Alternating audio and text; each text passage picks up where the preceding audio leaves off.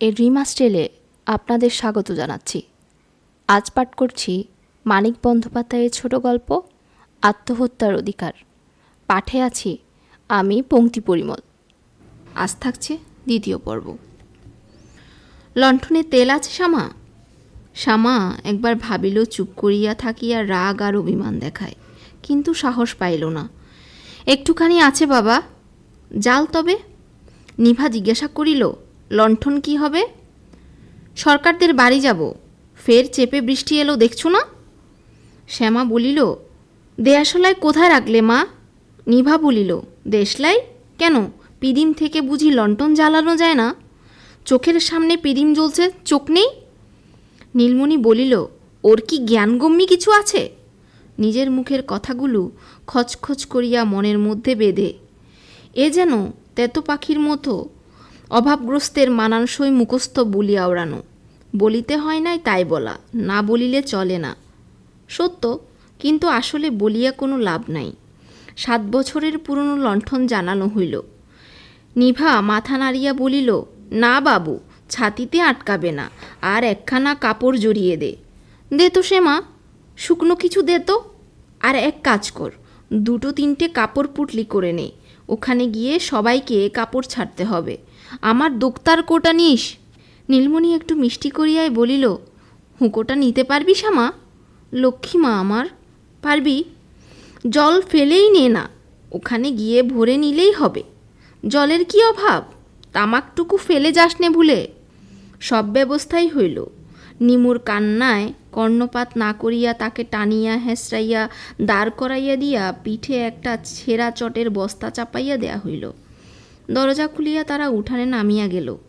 উত্তরের ভিটার ঘরখানা গত বৎসরেও খাড়া ছিল। এবারকার চতুর্থ বৈশাখে ঝড় পড়িয়া গিয়াছে।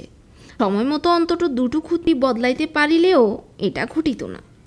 ভুলু বোধ হয় ওই ভগ্নস্তূপের মাঝেই কোথাও মাথা গুজিয়াছিল। মানুষের সাড়া পাইয়া বাহির হইয়া আসিল। তখন ঘরের দরজায় তালা লাগানো হইয়া গিয়াছে।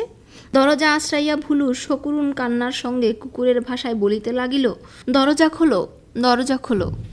বাড়ির সামনে 1 হাঁটু কাদা, তারপরেই পিছলে এঁটেল মাটি। ছেলে লইয়া আছাড় খাইতে খাইতে বাঁচিয়া গিয়া নিবা দেবতাকেই গাল দিতে আরম্ভ করিয়া দিল। কষ্ট নীলমণিরই বেশি। শুকনো ডাঙাতেই বাপায়ের পদক্ষেপটি তাকে চট করিয়া ডিঙিয়া যাইতে হয়। এখন তার পা আর লাঠি 2 কাদায় ঢুকিয়া যাইতে লাগিল। লাঠি টানিয়া তুলিলে পা আটকাইয়া থাকে, পা তুলিলে লাঠি পোতা হইয়া যায়। নিভার তাকাইবার অবসান নাই। শ্যামার ঘাড়ে কাপড়ের পুটলি, হুকা, কলকি, লণ্ঠন আর নিমুর ভার। তবু শ্যামাই নীলমণির বিপদ উদ্ধার করিতে দিতে লাগিল। ঘোষেদের পুকুরটা পাক দিলে সরকারদের বাড়ি। পুকুরটা ভরিয়া গিয়া পাড় ছাপাইয়া উঠিয়াছে। পশ্চিম কোণের প্রকাণ্ড তেঁতুল গাছটার তলা দিয়ে 3-4 হাত চওড়া এক সংক্ষিপ্ত স্রোতস্বিনী সৃষ্টি হইয়াছে। তেঁতুল গাছটার জমকালো আবছা চেহারা দেখিলে গা ছমছম করে। ভরপুর পুকুরের বুকে শ্যামার হাতের আলো যে লম্বা সোনালি পাত ফেলিয়াছে, প্রত্যেক মুহূর্তে হাজার বৃষ্টির ফোঁটায় তাহা অজস্র টুকরায় ভাঙিয়া যাইতেছে। নীলমণি থমকিয়া দাঁড়াইল, কাতর স্বরে বলিল, ও শ্যামা, পার হব কি করে? শ্যামা বলিল, জল বেশি নয় বাবা, নিমুল হাঁটু পর্যন্তও উঠেনি, চলো এসো। সুখের বিষয় স্রোতের নিচে কাদা ধুইয়া গিয়াছিল। নীলমণির পা অথবা লাঠি আঁটিয়া গিয়া তাকে বিপন্ন করিল না। তবু এতখানি সুবিধা পাওয়া সত্ত্বেও নীলমণির 2 চোখ একবার সজল হইয়া উঠিল। বাইর হওয়ার সময় সে কাপড়টা জড়াইয়া লইয়াছিল, এখন ভিজিয়া গায়ের সঙ্গে আটিয়া গিয়াছে। খানিকক্ষণ হইতে জোর বাতাস উঠিয়াছিল। নীলমণির শীত করিতে লাগিল। জগতে কোটি কোটি মানুষ যখন উষ্ণ শয্যায় গাঢ় ঘুমে পাশ ফিরিয়া পরিতৃপ্তির নিঃশ্বাস ফেলিতেছে, সপরিবারে অক্ষম দেহটা টানিয়া টানিয়া সে তখন চলিতেছে কোথায়? যে প্রকৃতির অত্যাচারে ভাঙা ঘরে টিকিতে না পারিয়া তাকে আশ্রয়ের খোঁজে পথে নামিয়া আসিতে হইল, সেই প্রকৃতিরই দেয়া নির্মমতায় হয়তো সরকারের দরজা খুলিবে না। ঘুমের ভান করিয়া বিছানা আঁকড়াইয়া পড়িয়া থাকিবে। না, নীলমণি আর বুঝিয়া উঠিতে পারিল না। তার শক্তি নাই, কিন্তু আক্রমণ চারিদিক হইতে।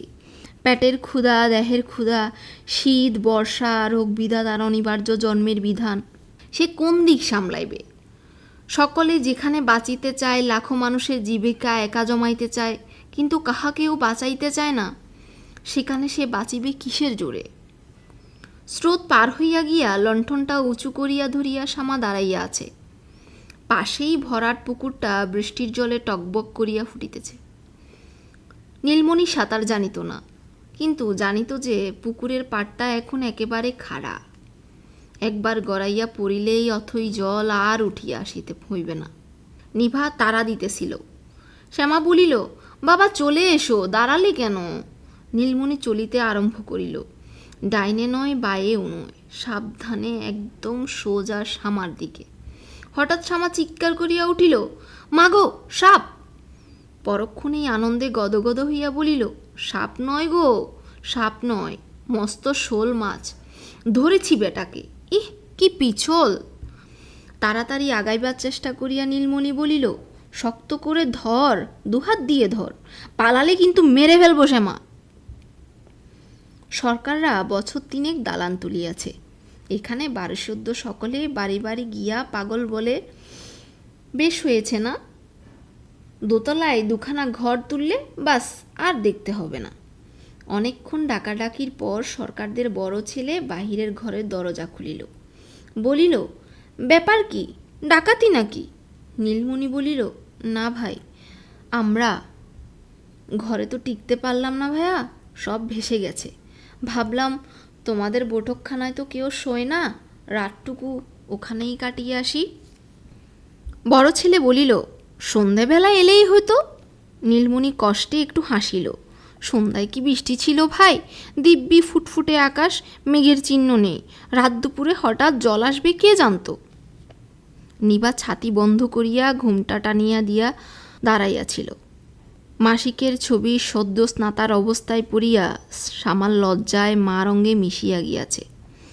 নিভার এটা ভালো লাগিতেছিল না, কিন্তু বড় ছেলের সামনে কিছু বলিয়ার উপায় নাই। বড় ছেলে বলিল, বেশ থাকুন, কিন্তু চৌকি পাবেন না। চৌকিতে আমার পিসে শুয়েছে, আমাদের মেঝেতে শুতে হবে। তা হোক ভাই, তা হোক, বিছতে না হলেই ঢের।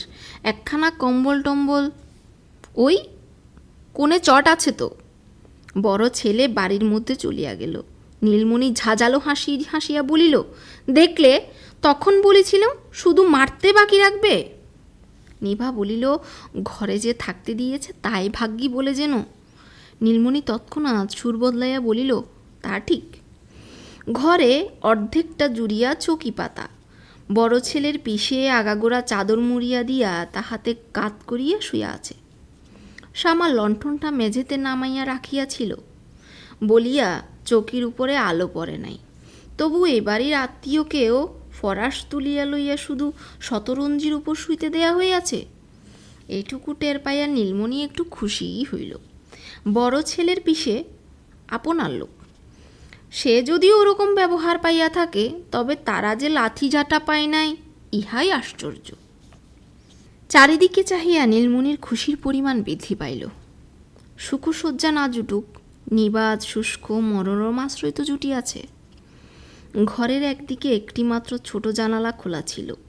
নিভা ইতোমধ্যেই সেটি ভালো করে বন্ধ করিয়া দিয়াছে।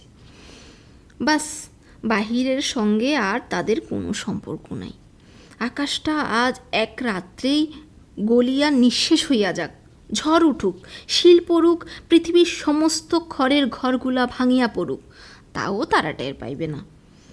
নীলমণির মেজাজ যেন ম্যাজিকে ঠান্ডা হইয়া গিয়াছে। তার কণ্ঠস্বর পর্যন্ত মোলায়েম শোনাইল। ও শ্যামা, দাঁড়িয়ে থাকিস নে মা, চটগুলা বিছিয়ে দে চট করে।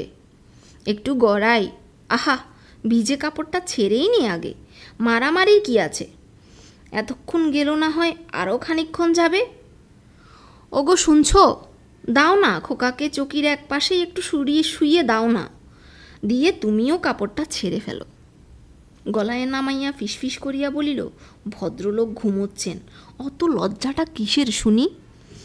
লজ্জা করে দরজা খুলে বারান্দায় চলে যাও না। কাপড় ছাড়া হইল। বাহিরে এখন পুরোদমে ঝড় উঠিয়াছে। ঘরের কোথাও এতটুকু ছিদ্র নাই, কিন্তু বাতাসের কান্না শোনা যায়, চাপা একটা শাঁসা শব্দ। তাদের নীলমণি আর তার পরিবারকে নাগালের মধ্যে না পাইয়া প্রকৃতি যেন ফুঁসিতেছে।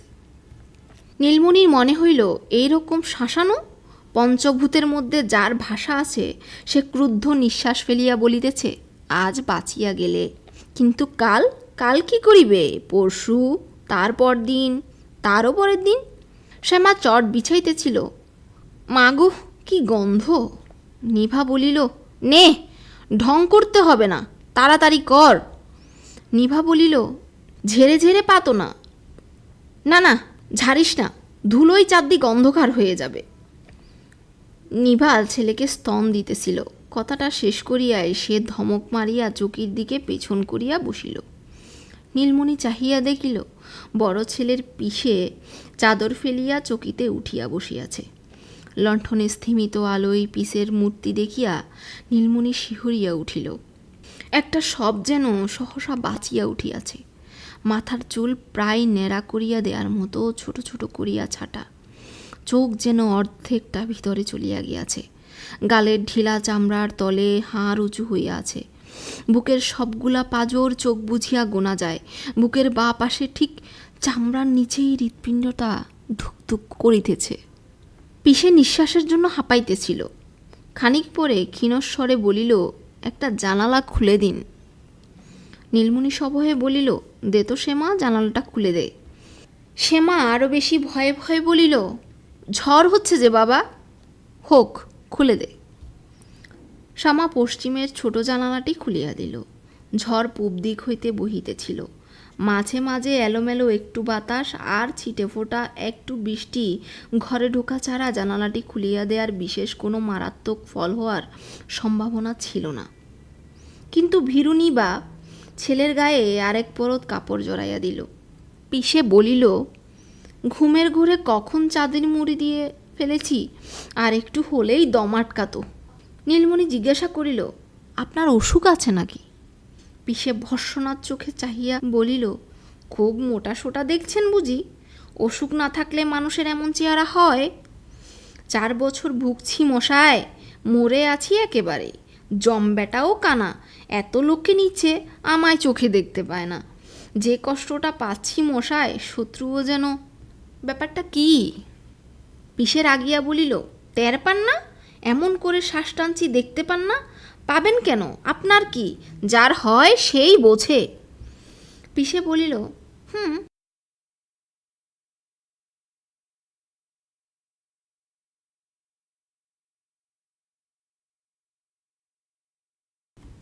বোঝা গেল পিসের মেজাজটাও খিটখিটে।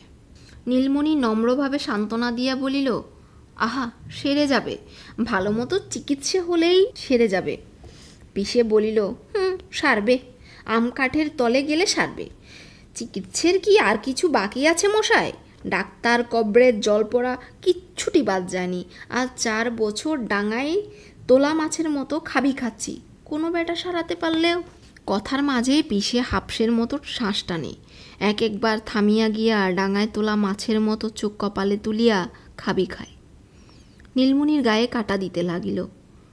বাতাস, পৃথিবীতে কত বাতাস, তবুও ফুসফুস ভরাইতে পারে না।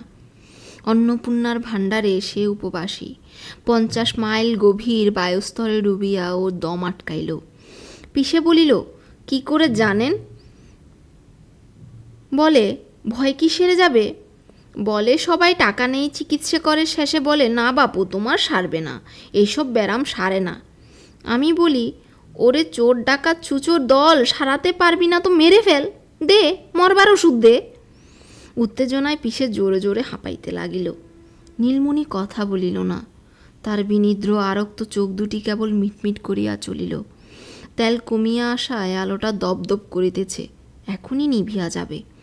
ছেলের বুকে জড়াইয়া হাতকে বালিশ করিয়া নিবা দুর্গন্ধ ছেঁড়া চটে কাত হইয়া শুইয়া পড়িয়াছে। শ্যামা বসিয়া বসিয়া ঝিমাইতেছে। নীলমণি হুক্কা কলকি শ্যামার জামা নামাইয়া রাখিয়াছিল। আলোটা নিভিয়া যাবার আগে নীলমণি বাকি তামাকটুকু সাজাইয়া লইল। তারপর ঠেস দিয়া আরাম করিয়া পিসের শ্বাস টানার মতো শাঁসা করিয়া জলিন হুক্কায় তামাক টানিতে লাগিল।